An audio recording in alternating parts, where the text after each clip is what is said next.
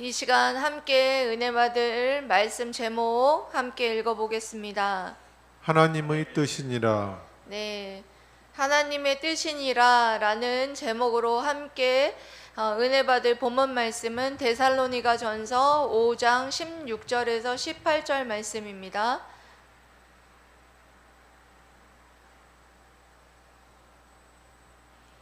데살로니가 전서 5장 16절에서 18절 말씀 다 같이 합독하도록 하겠습니다. 시작.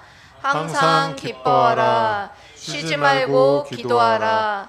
범사에 감사하라. 이것이 그리스도 예수 안에서 너희를 향하신 하나님의 뜻이니라. 아멘. 여러분, 신앙생활하면서 가장 중요한 것이 무엇인가요? 그렇죠. 하나님의 뜻대로 살아가는 것이 신앙생활하는 데 있어서 가장 중요한 것이죠. 오늘도 제가 기도하면서 이 말씀 사역을 통하여서 하나님의 뜻을 깨닫게 해주시고 하나님의 뜻대로 살아가게 하여 주옵소서, 이런 기도를 여러분 하는 것을 들으셨을 것입니다. 그만큼 하나님의 뜻대로 신앙생활을 하는 것이 중요한데, 중요한 것은 많은 성도들이 신앙생활을 하면서 하나님의 뜻이 무엇인지를 모르고 신앙생활을 하고 있다는 것입니다. 오늘 본문 말씀은 그래서 하나님의 뜻이 무엇인지를 분명하게 우리에게 알려주시는 본문 말씀이라고 할 수 있겠습니다. 오늘 이 말씀을 통하여서 정말 하나님의 뜻이 무엇인지 함께 은혜 나누고 깨닫고 또한 그 뜻대로 살아가심으로 말미암아 하나님을 기쁘시게 하는 성도들 다 되시기를 주님의 이름으로 사랑하고 축복합니다. 아멘. 첫 번째로는 항상 기뻐하라 입니다. 뭐 하라고요? 항상 기뻐하라. 네, 여기서 항상 기뻐하라, 이 기쁨은 성령의 열매예요. 성령의 열매 중에서 희락이라는 열매를 말하는 것입니다. 어떻게 항상 기뻐하겠습니까? 이것은 하나님이 주시는, 그러니까 환경을 초월하는 기쁨이 바로 항상 기뻐하는 이 기쁨이라는 거예요. 이 항상 기뻐하는 이 환경의 지배를 받지 않는 이 환경을 초월하는 이 기쁨은 어디에서 오느냐 하면 하나님과의 관계에서 온다라는 것입니다. 하나님과의 관계를 떠나서는 이 환경을 초월하는 기쁨을 우리가 누릴 수가 없다라는 것입니다. 그 말씀을 요한복음 7장 38절에서 해주고 계시는데요. 요한복음 7장 38절 읽어보겠습니다. 시작. 나를 믿는 자는 성경의 이름과 같이 그 배에서 생수의 강이 흘러나오리라 하시니. 아멘.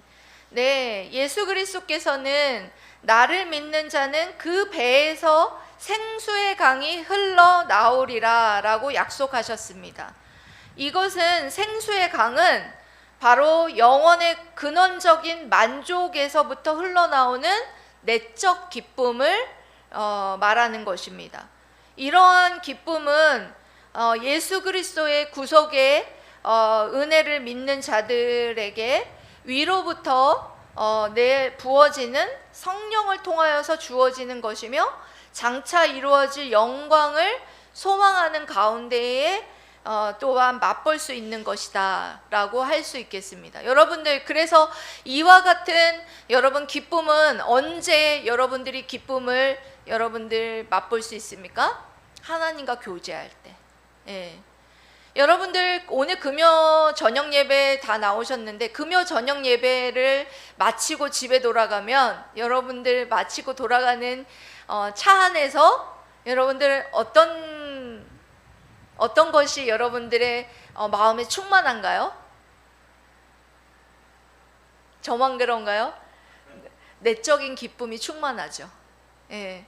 하나님 위로부터 공급하시는 그 영적인 그 은혜가 충만하여서 내 영혼이 은총 입어 중한 재짐 벗고 보니 찬양이 막 절로 흘러나오지 않습니까?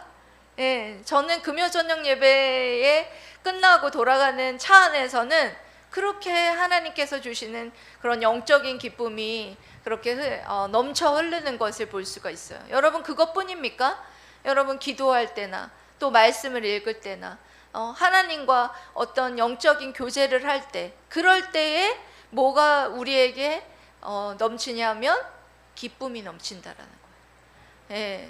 그 구속의 은혜가 우리에게 하나님께서 넘쳐 흐르게 하시고, 또한 천국에 대한 소망이 또한 넘쳐 흐르게 하시고, 그로 말미암아 어떻게 하게 하시느냐? 항상 기뻐하게 하신다라는 거예요. 여러분 하나님과 교제하지 않고서는 이 명령에 우리가 순종할 수 없다라는 것을 여러분 기억하시길 바랍니다. 네, 두 번째로는 우리에게 하나님께서 명령하시는 하나님의 뜻은 뭐냐면 쉬지 말고 기도하라 라는 것입니다.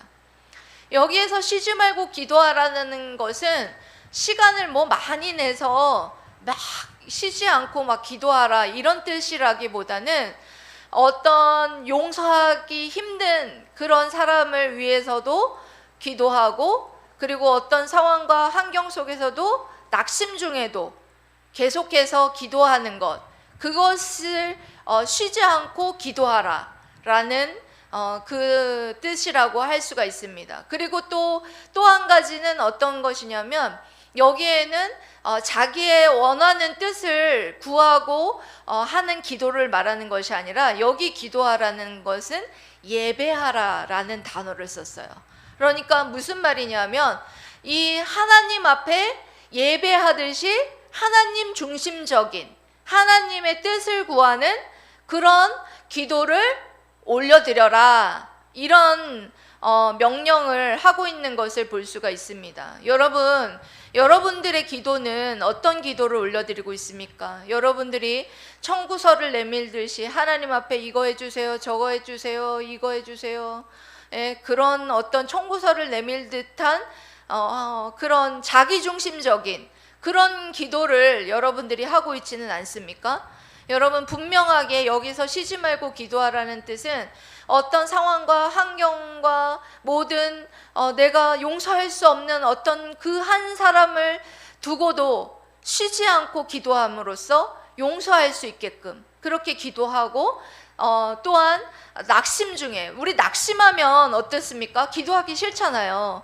그런데 낙심 중에도 쉬지 않고 기도하는데 어떤 기도를 하냐면 하나님 중심적인 그런 기도를 올려드려라, 이런 말씀을 하고 있는 것입니다.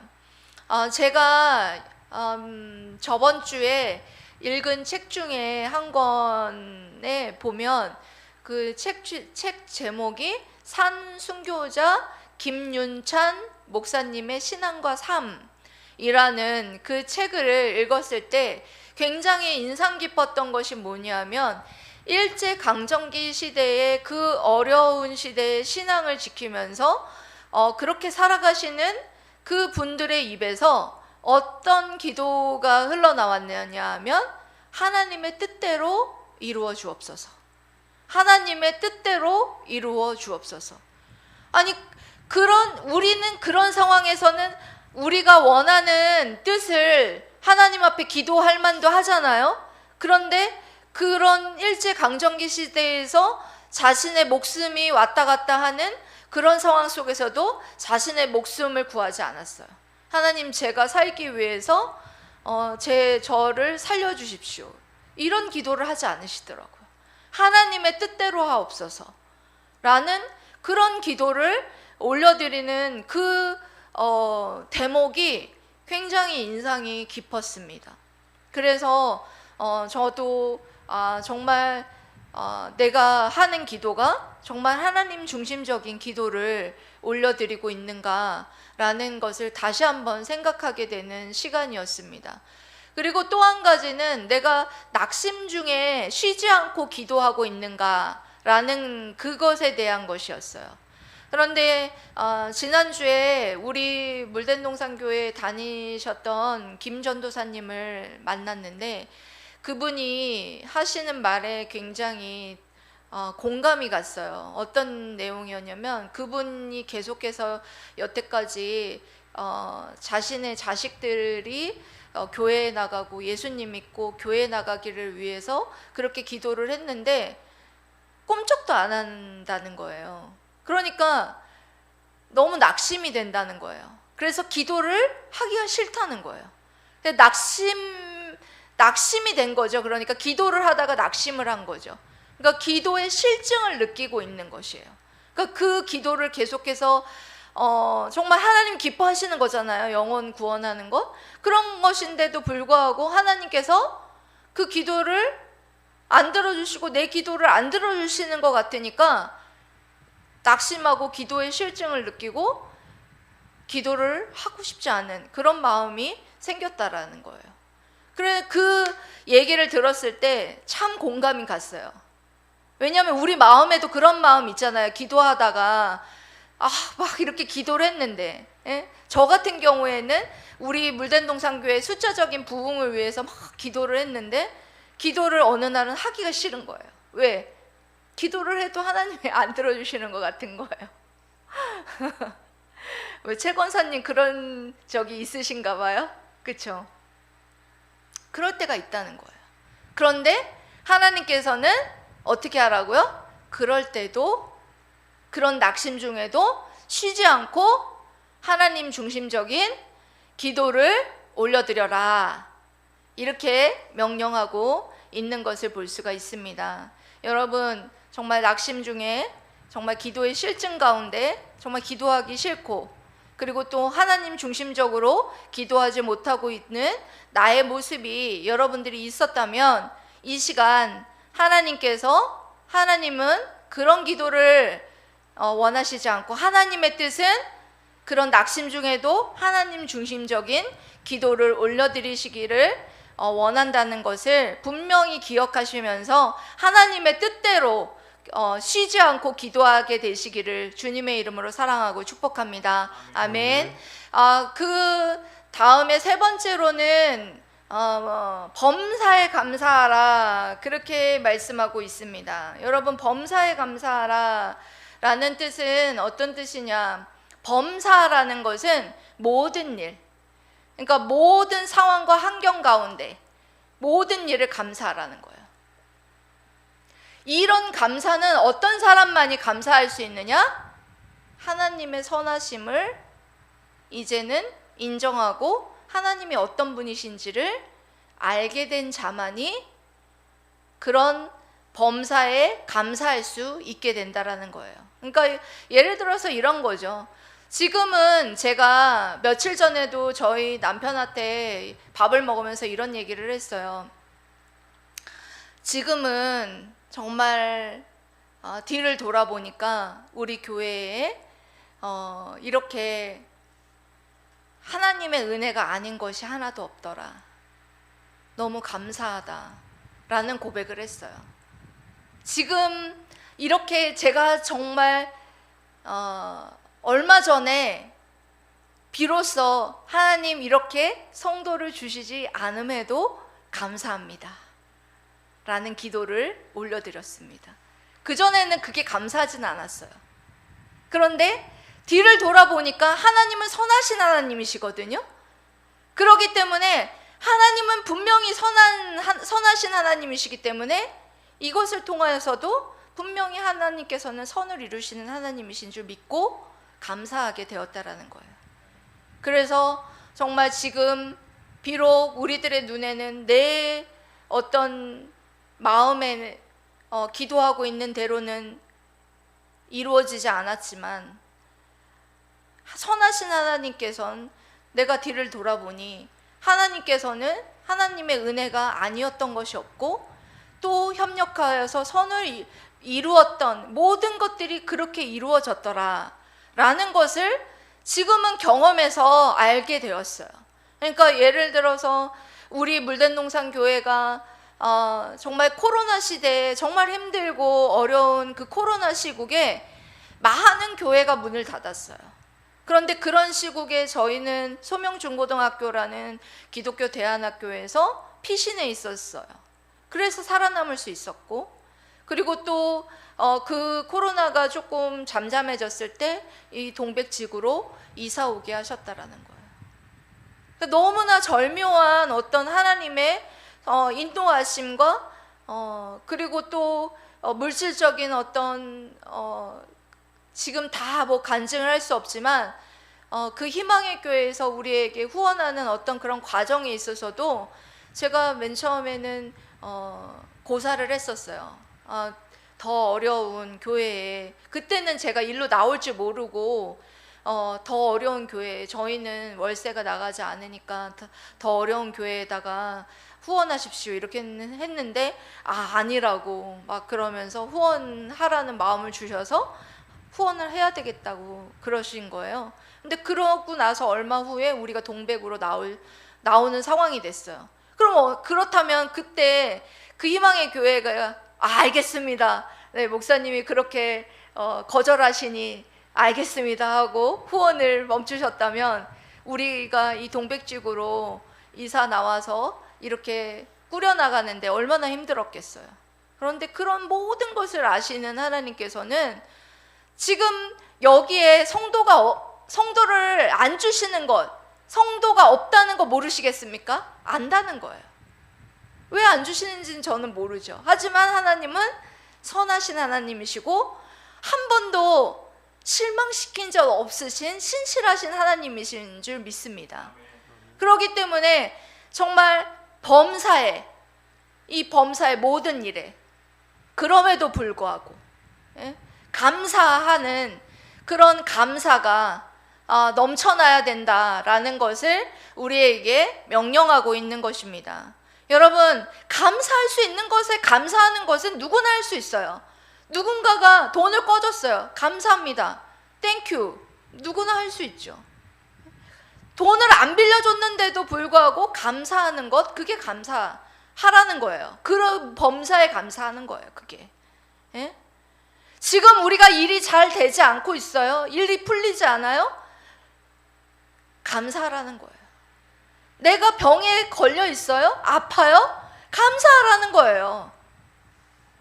건강해요? 감사하라는 거예요. 건강하지 않든 건강하든 일이 잘 되든 잘 풀리든 범사에 하나님께서는 감사하라 그렇게 명령하고 있는 것을 볼 수가 있습니다. 감사라는 것은 정말 하나님의 일을 기억할 때, 그럴 때에 여러분 감사할 수 있다라는 것입니다. 여러분, 우리를 창조하신 하나님께 감사하라. 그리고 우리를 구원하신 하나님 앞에 감사하라. 여러분 매일매일 범사에 감사하기 위해서 그 창조주 하나님을 기억하고 그 나를 구원하신 그 구원의 하나님을 기억하고 그리고 나의 모든 행사를 인도하신 하나님을 기억하고 생각할 때 매일매일 범사에 여러분 감사할 수 있을 줄 믿습니다. 제가 오늘 이 말씀을 준비하면서 이런 생각을 했어요. 이때 데살로니가 교회에 굉장히 어려운 상황이었어요. 어려운 상황이었지만 주님의 재림을 기다리면서 성도들이 일상에 어떻게 신앙생활을 해나가야 하는지에 대해서 분명하게 이 세 가지 명령, 3대 명령이라고 하죠. 뭐였습니까? 기뻐하라, 기도하라, 감사하라. 이 세 가지 명령을 사도 바울이 데살로니가 교인들에게 명령하였던 것을 여러분 볼 수가 있습니다. 지금의 우리가 이렇게 여러분 하나님의 뜻대로 살아가기 위해서 이와 같이 항상 기뻐하고 쉬지 말고 기도하고 범사에 감사하는 것, 이것은 여러분 어떤 상관관계가 있을까? 이 3대 명령이 하나님의 뜻이라는데 어떤 상관관계가 있을까 묵상을 해봤는데요. 기도의 열쇠가 있다라고 저는 생각을 합니다. 기도를 통해서 하나님과 만날 때, 하나님과의 영적인 교제를 할 때 우리에게 항상 기뻐할 수 있는 그 내적인 기쁨이 충만할 수밖에 없고, 그리고 또한 우리가 기도를 그렇게 낙심 중에도 하나님 중심적으로 기도할 때 뭐 할 수밖에 없어요? 범사에, 모든 일에, 모든 안 되고 지금 아파서 힘들어 죽겠어도 뭐 할 수 있어요? 그런 상황 속에서도 기도하니 하나님 앞에 감사할 수 있다라는 거예요. 그러니까 결국은 여러분, 하나님의 뜻은 뭐냐? 저는 하나님과 만남이라고 생각해요. 하나님과 교제. 이것을 통해서 하나님께서는 우리가 이 세상을 살아가면서 주님 다시 오실 때까지 우리가 하나님 앞에서 해야 될 일, 하나님의 뜻이 무엇이냐? 거창하게 여러분들 무엇인가를 해야 하는 것이 아니에요. 하나님과 만나는 것이 하나님의 뜻이에요. 하나님과 교제하는 것이 하나님의 뜻이에요. 하나님은 다른 걸 바라는 것이 없어요. 주님 다시 오실 때까지 네가 나를 사랑하는 마음으로 늘 바라보고 늘 생각하고 내 은혜를 늘 구하고 하는 그것을 하나님은 우리에게 원하신다라는 거예요. 사랑하는 물된동산 성도 여러분, 오늘 이 말씀을 통하여서 하나님의 뜻이 무엇인지 알았어요. 항상 기뻐하라. 항상 기뻐하라. 어떤 환경과 상황을 초월하고도 항상 기뻐하라. 그리고 또한 낙심 중에도 어떻게 하라? 쉬지 말고 하나님 중심적으로 기도하라. 그리고 또한 범사에, 모든 일에, 환경을 초월해서, 상황을 초월해서 범사에 감사하라. 이것이 너희를 향한 하나님의 뜻이기 때문이라. 여러분, 이 말씀 기억하고 하나님이 기뻐하시는 정말 이 뜻 안에서, 정말 하나님이 기뻐하시는 뜻 안에서 하나님의 뜻이 무엇인지를 분명하게 기억하면서 하나님의 뜻대로 정말 살아가는 저와 여러분들 되시기를 주님의 이름으로 사랑하고 축복합니다. 아멘. 기도하겠습니다.